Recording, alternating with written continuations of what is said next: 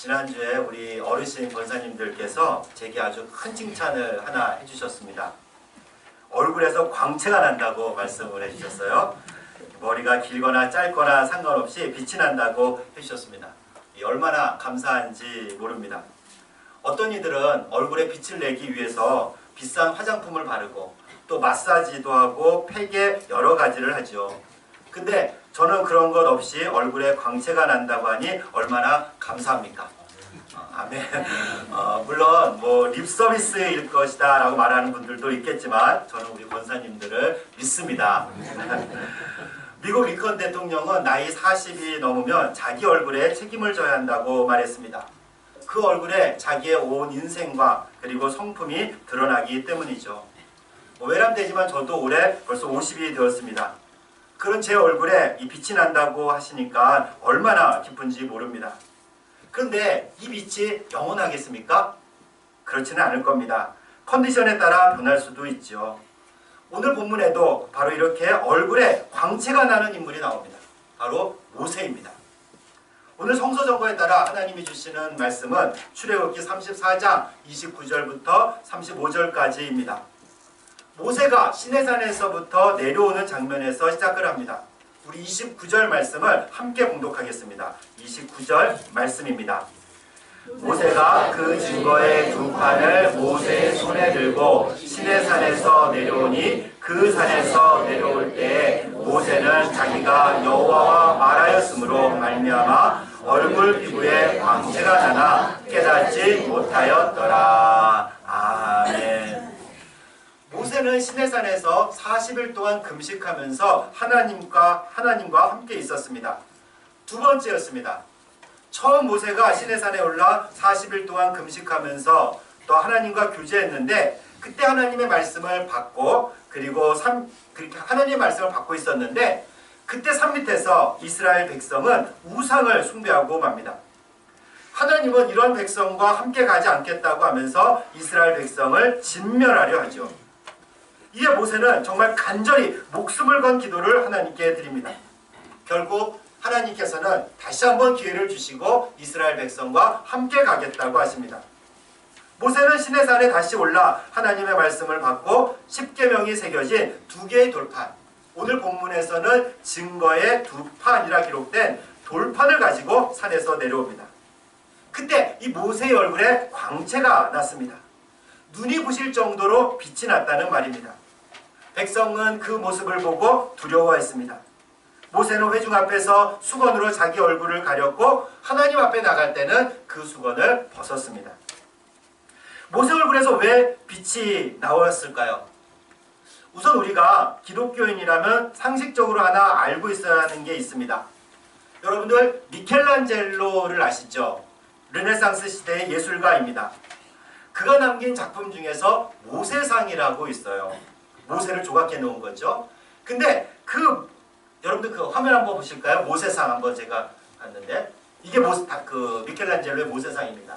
어떻습니까? 아주 근엄하기도 하고 당당하기도 하고 몸의 근육과 저 오른편에 있는 건 이제 그 두 돌판인 것 같아요. 그렇게 돼 있죠.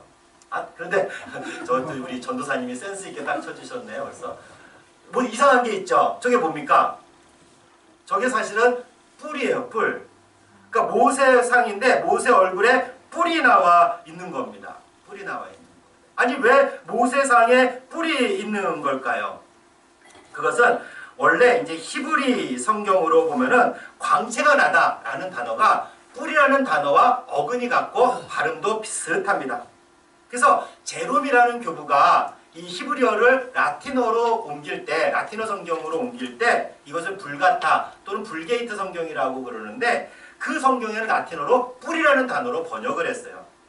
근데 중세시대에는 주로 이 라틴어 성경을 읽었습니다. 그래서 미켈란젤로도 이 성경을 보고 뿔이 난 모세상을 만들었다고 합니다. 물론 또 다른 설들도 여러 가지가 있습니다. 근데 그리스도인이라면 이 정도는 좀 알고 있으면 좋겠습니다. 그래서 여러분들 혹시라도 이제 로마 여행을 하실 분이 있다면 꼭 보고 오셔야 하는 작품이죠.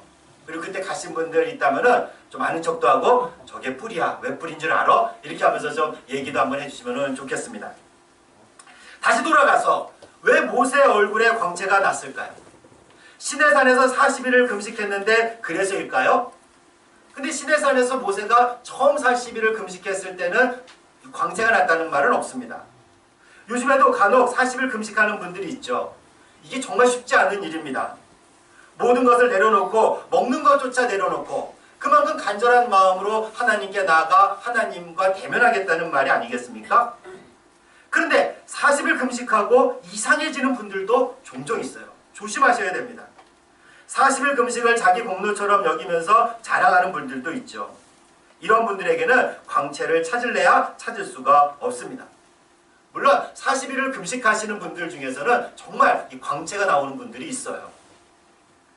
또 오늘날 교회에 나오거나 예배를 드리거나 기도하면서 얼굴이 빛나는 분들도 있습니다. 정말 그렇습니다.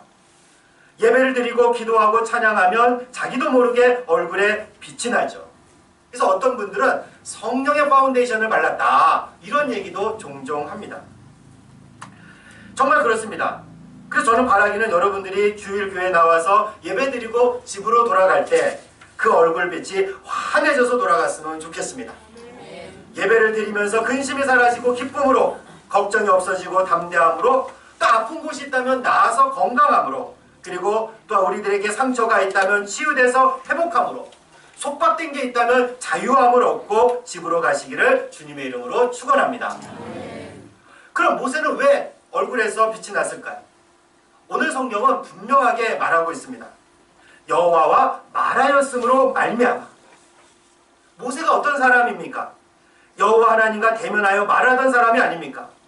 40일 동안 금식하면서 모세는 하나님을 만났고 하나님께 기도하고 하나님의 말씀을 듣고 하나님의 말씀을 기록했던 그런 사람입니다. 하나님의 율법을 받은 사람이에요. 하나님께 정말 온전하게 집중했던 그런 사람입니다. 하나님과 친밀한 교제의 시간을 갖는 그런 인물이었습니다. 여러분, 사랑하는 사람과 만나서 시간을 보내도 얼굴 표정이 달라지지 않습니까? 하물며 하나님을 집중해서 만났는데 얼굴에 빛이 안 나면 이상하죠. 더욱이 모세가 시내산에서 하나님을 만나 어떤 기도를 했습니까? 백성을 위한 중보 기도였습니다. 하나님이 이 백성을 진멸하겠다고 하자 모세는 간절히 매달렸어요. 이 백성을 살려달라고요. 내가 이 백성과 같이 가지 않겠다 라고 말하자 모세는 그럴 바에야 차라리 내 이름을 생명책에서 지워달라고 간구하기도 했습니다. 자기 목숨 정도가 아니라 자기의 영생을 걸고 이스라엘 백성을 구하고자 한 거죠.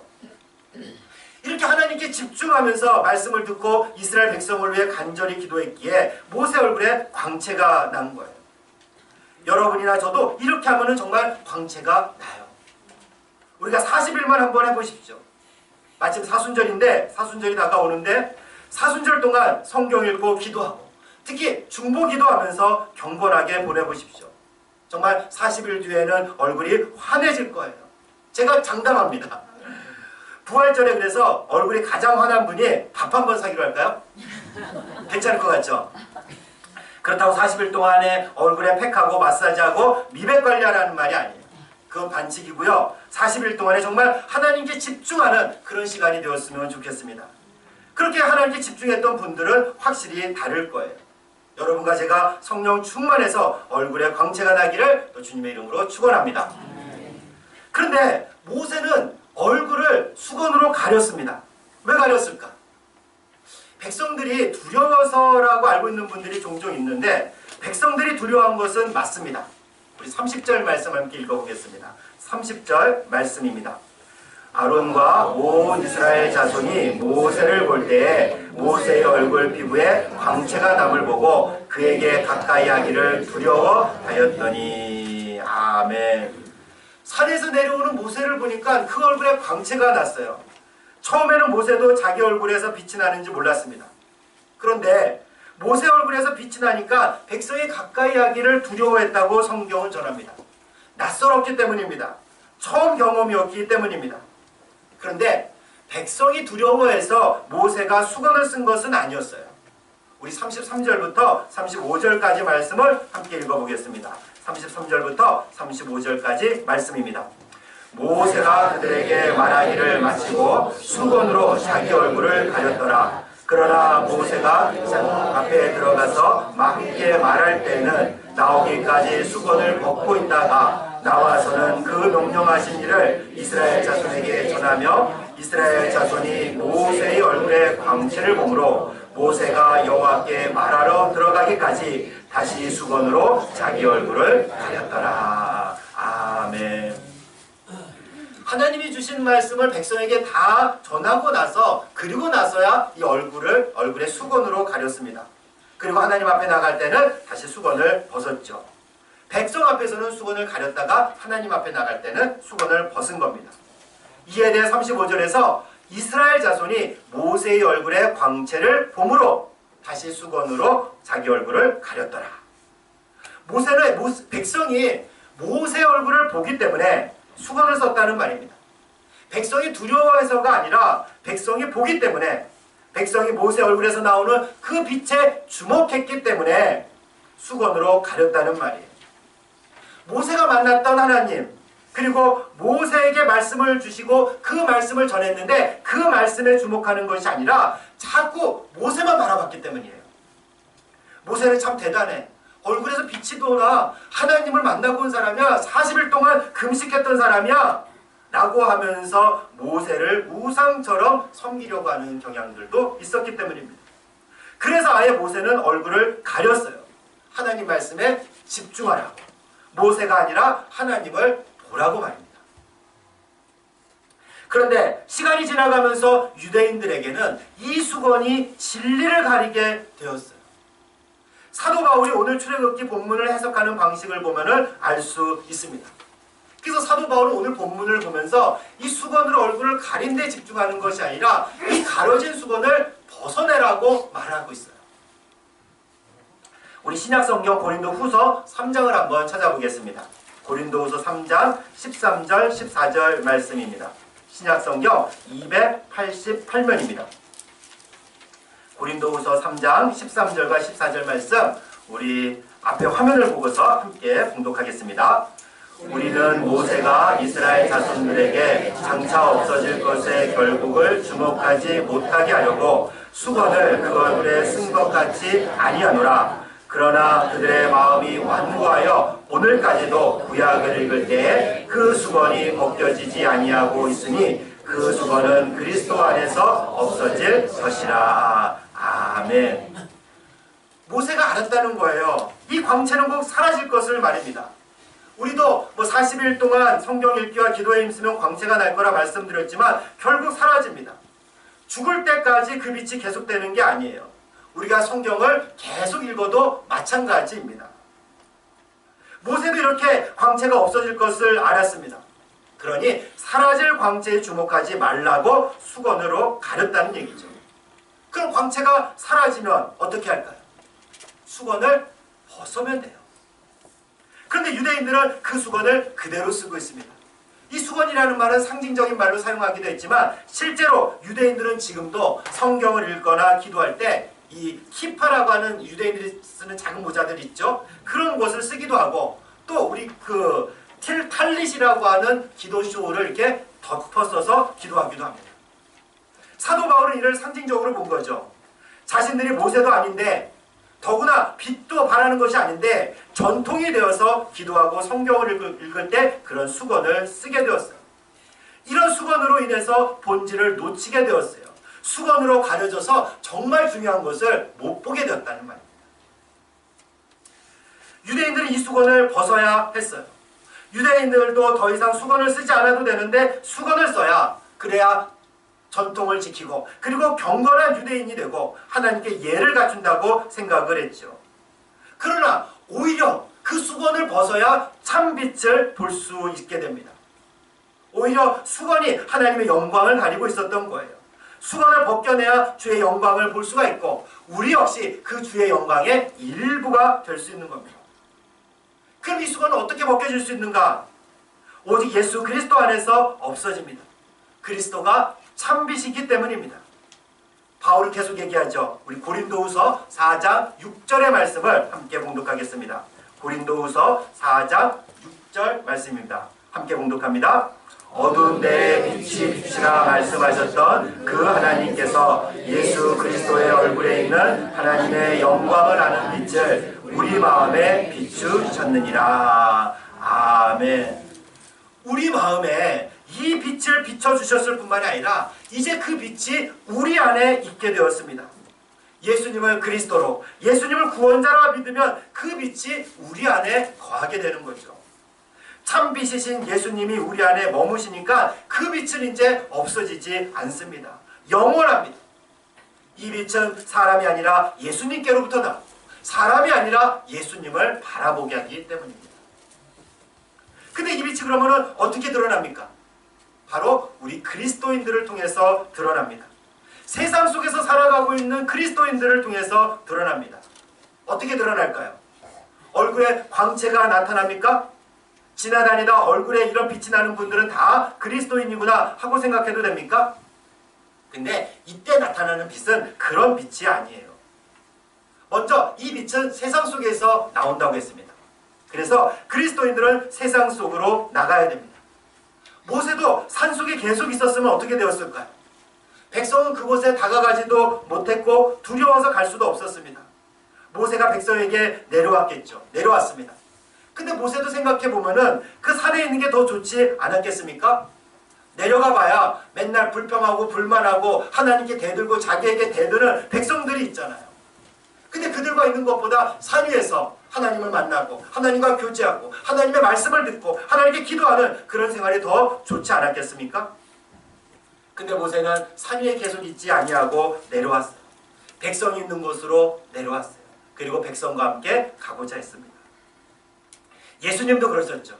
예수님도 이 땅에 인간으로 오셨습니다. 하늘나라에만 계시지 않고 인간들에게 하늘로 올라와서 봐라 하고 하지 않으셨습니다. 직접 이 땅에 오셨습니다. 우리가 살고 있는 이 땅에 말입니다. 물론 우리 그리스도인들은 이미 이 세상 속에 산속에 살고 있지 않아요. 이 세상에서 가정을 꾸리고 직장에 다니고 동네에서 살아갑니다. 이미 세상 속에서 살아가고 있습니다. 근데 한편으로 그렇지 않아요. 세상 속에서 우리가 살아가는 것 같지만 우리는 고립되어 있을 때가 많이 있습니다. 그 고립을 구별이란 이름으로 정당화하기도 하죠. 그러나 구별과 고립은 다른 말입니다. 외람되지만 우리 송파교회도 이 자리에 있은 지 10년이 넘게 있었습니다. 근데 지역에서 거룩하게 구별되었습니까? 아니면 고립되어 있었습니까? 동네 주민들이 우리 교회 송파교회가 있는지 잘 몰라요. 저는 올해부터 이런 기도를 가끔 하고 있습니다. 하나님, 우리 교회가 사람들 눈에 띄게 해주세요. 이 투명인간 같은 교회가 아니라 세상에 보이는 교회가 되게 해주세요. 아니 우리 교회가 분명히 엄연히 이곳에 있는데도 불구하고 사람들이 잘 못 보더라고요. 간판이 없어서입니까? 아니잖아요. 간판 큰 거 있잖아요. 밤낮으로 빛나고 있습니다. 그래서 제가 이런 기도를 드렸습니다. 왜요? 사실은 우리 교회가 세상과 소통하지 않았기 때문입니다. 개인의 형편은 좀 어떻습니까? 세상에서 거룩하게 구별되어 있는 그리스도인입니까? 아니면 기독교인들끼리만 만나서 고립되어 있습니까? 물론 구별되지도 않고 고립되지 않고 세상과 혼연일체되어 있는 분들도 있을 겁니다. 그러나 그분들보다는 사실 나아요. 그러나 고립되어 있으면 빛으로 드러날 수가 없어요. 우리 안에서는 빛날 수가 없어요.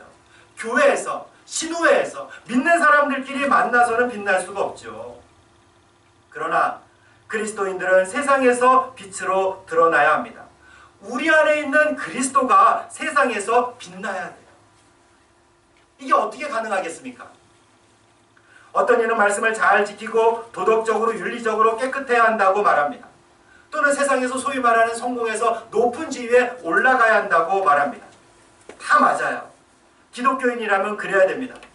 그런데 자주 말씀드리지만 이게 목표가 되고 그리고 여기에 그쳐서는 절대 안 됩니다. 더욱이 이런 분들은 자기를 드러내며 자기 혼자 빛날 수 있지만 그리스도를 드러내는 데는 한계가 있어요. 그리고 그렇게 높이 올라간 사람들 중에서 사람들에게 진정으로 존경받고 사랑받는 사람이 얼마나 됩니까? 지금도 그리스도인들 중에서 그런 사람이 있습니까? 오히려 높은 지위에 있는 그리스도인들이 비난을 받고 있지는 않습니까? 너무나 안타까운 일이죠. 그럼 어떻게 그리스도인들이 세상에서 빛을 내고 있을까요? 세상에서 행하시고 있는, 하나님이 행하시고 있는 그 일에, 그리고 하나님이 주도하시는 일, 하나님의 성품이 드러나는 일에 우리가 참여해야 하는 겁니다. 지난 3월 1일은 3.1운동 100주년이 되는 날이었습니다. 3.1운동은 하나님이 우리 역사에 적극적으로 개입하신 일이라고 믿으셔도 됩니다. 3월 1일은 1919년 우리나라를 강점하고 있던 일본 제국주의에 맞서 대한의 독립을 선포한 날입니다. 근데 그 일에 사실 기독교인들이 많이 참여하고 있었어요. 그러나 그렇다고 해서 기독교인과 단독으로 주도한 사건이 아닙니다. 그럼에도 비율로 보면요, 당시 기독교 인구에 비해서 압도적으로 많은 기독교인이 참여하고 있는 것을 보게 됩니다. 우선 독립선언문에 참여한 민족 대표 3인 3인 중에 무려 16명이 기독교인이었습니다. 당시 기독교인 인구가 얼마인지 아십니까? 우리 조선 인구의 불과 1.3% 내지 1.5%였습니다. 그런데 만세운동에 참여한 국민 중 기독교인의 비율이 무려 25에서 28%, 체포된 사람만 해도 기독교인 비율이 11에서 22%였어요. 엄청난 숫자죠. 더욱이 기독교인들은 조직적으로 참여했습니다. 3.1 만세운동이 시작된 후 기독교인들에게 독립단 통고문이라는 문서가 배포되었어요. 일종의 행동강령 같은 것인데 그 내용이 이렇습니다. 우리 존경하고 고귀한 독립단 여러분이여, 어떤 일이든지 일본인을 모욕하지 말고 돌을 던지지 말며 주먹으로 때리지 말라. 이는 야만인이 하는 바니 독립의 주의를 손상할 뿐이니 행여 각각 주의할지며, 신자는 매일 3차례 기도하되 주일에는 금식하고 매일 성경을 읽을 것이라.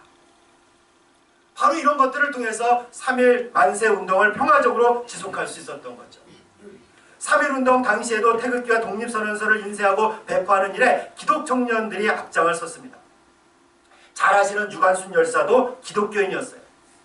또 기독교 선교 초기에 나라를 위해서 기도하고, 또 기독학교는 독립투사를 배출하는 역할을 했습니다.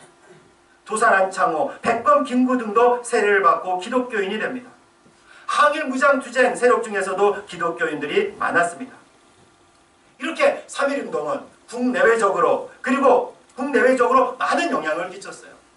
특히 우리가 잘 아는 인도의 간디도 이 3.1운동의 영향을 받아서 인도 독립에 힘썼던 사람입니다. 세계적인 영향을 끼친 그런 운동이었습니다. 사랑하는 자매형제 여러분, 오늘 설교가 어떻게 보면 조금 불편할 수도 있습니다. 그냥 여러분 성경 열심히 읽으십시오. 기도 열심히 하십시오. 그럼 여러분 얼굴에서 빛이 날 겁니다. 그렇게 살아가십시오 하고 설교를 끝냈으면 정말 은혜로운 설교가 되었겠죠. 그런데 그 빛은 우리끼리만 알아요. 우리만 볼 수 있어요. 우리 안에서만 빛나는 거예요. 그것은 세상 속에서 빛으로 살아가는 모습이 결코 아닙니다. 세상과 소통하면서 세상에서 행하시는 하나님 일에 참여할 때 비로소 세상에서 빛으로 드러나기 때문이죠. 우리 안에 있는 참빛 예수님께서 드러나기 때문입니다. 이렇게 빛으로 드러내기 위해서, 이런 빛을 드러내기 위해서 어떤 분은 광화문 광장에서 촛불을 들 수도 있고요, 어떤 분은 시청에서 태극기를 들 수도 있습니다. 어떤 분은 마을에서 소소한 일에 참여할 수 있어요. 우리 교회도 지역에서 이웃과 함께하는 배움터도 하고, 또 이제 마을 작은 도서관 하품을 개관하려고 합니다. 적극적으로 마을과 소통하고 하나님 하시는 일에 참여하려고 합니다. 어떤 일이든지 개인의 신앙과 양심에 따라 참여할 수 있죠. 다만 한 가지 부탁드리고 싶은 것은 정말 나쁜 정치인들, 나쁜 목사들에게 휘둘리지 말고 가십시오. 그리고 이 일은 하나님이 하시는 일인가? 하나님의 성품이 드러나는 일인가? 하나님이 영광을 받으실 만한 일인가?